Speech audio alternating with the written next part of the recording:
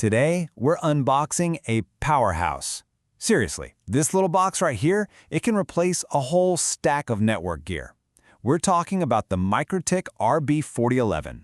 And you know, it's built to tackle one of the most frustrating problems out there, having a super fast internet plan that just feels slow. Let's dive in. So, let me ask you something. Are you paying for that blazing fast, maybe even gigabit speed internet? But does it actually feel that fast? So often, the real culprit, the real bottleneck, isn't your internet provider. No, it's that standard issue router they gave you, the one that just can't handle the load. It's a super common problem, and that's exactly where pro-level gear like this changes the game.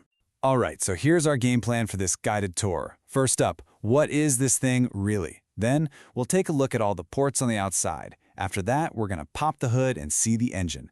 Then talk about the software, the brains of the operation. We'll figure out who actually needs this much power, and finally, see how you can supercharge your network with it. Okay, first things first. What is this Powerhouse? Well, the main thing you gotta know is that this is not your average router from the electronics store. Not even close. This is a whole different beast. Yeah, this isn't just for, checking your email. The RB4011 is what we call a multi-port router, and it's aimed at two groups of people. Prosumers, that's folks like us with serious home labs or a ton of smart devices, and small to medium-sized offices. The whole point of this thing? Serious performance and giving you total control. All right, let's take a tour of the outside. The first thing that's going to jump out at you is just look at all these ports. This is where you really start to see the flexibility and the power of this device. You're looking at 10 gigabit Ethernet ports ready to go right out of the box. And then there's this one. This is the special one. It's an SFP Plus port, and it's made for an absolutely screaming fast 10 gigabit fiber connection. So, let's break that down. You've got those 10 standard gigabit ports for all your stuff, your PC, your servers, whatever. You've got that one SFP Plus port for a crazy fast fiber connection. But here's the cool part. Look at that last row, PoE out. That means power over Ethernet. So port 10 can actually send power through the network cable. You can plug in a camera or a Wi-Fi access point with just one cable. No separate power brick needed. Super clean. Okay, we've seen the outside. Now let's pop the hood and see what's really driving this thing. I mean, if the ports are the doors, this is the engine room. And trust me, this is what separates it from those cheap routers that just fall apart the second you put them under any real pressure. It all starts with the processor.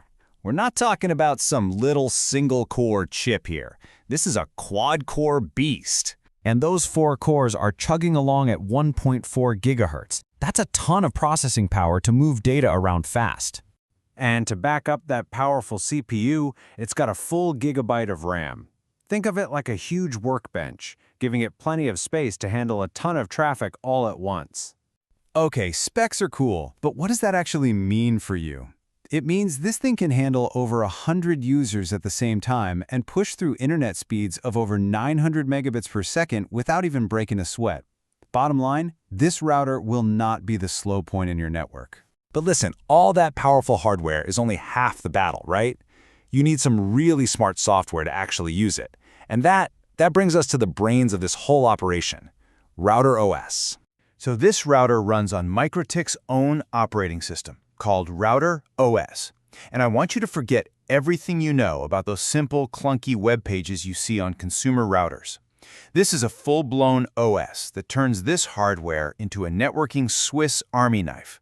And the license it comes with, it unlocks pretty much everything, giving you that deep, granular control that network engineers absolutely love. And the stuff you can do with this OS is just wow. You can do load balancing. That means you can literally plug in multiple internet lines and combine them for more speed and for backup. You can set up a professional hotspot for your guests, with a login page and everything. You can run your own VPN server to securely connect to your network from anywhere. You can slice up your network with VLANs for better security. This is real enterprise-grade power, all packed into this one device.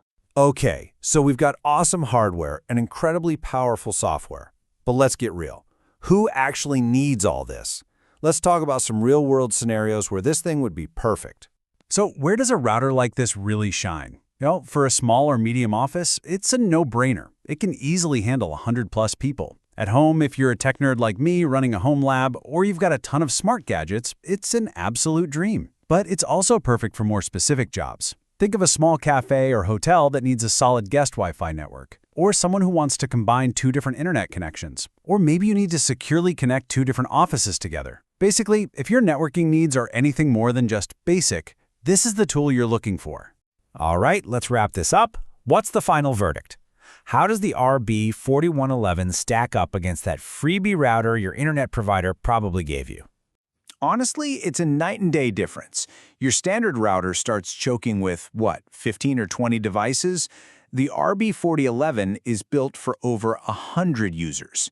You go from a web page with a couple of basic settings to the complete total control of router OS. And those awesome features like load balancing or a built-in VPN server, you're just not going to find that on consumer gear. It is a massive, massive step up.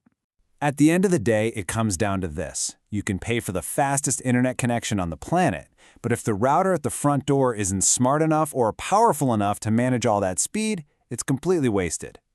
So that leaves me with one final question for you to think about. Your internet connection is fast, but is your router smart enough to actually use it?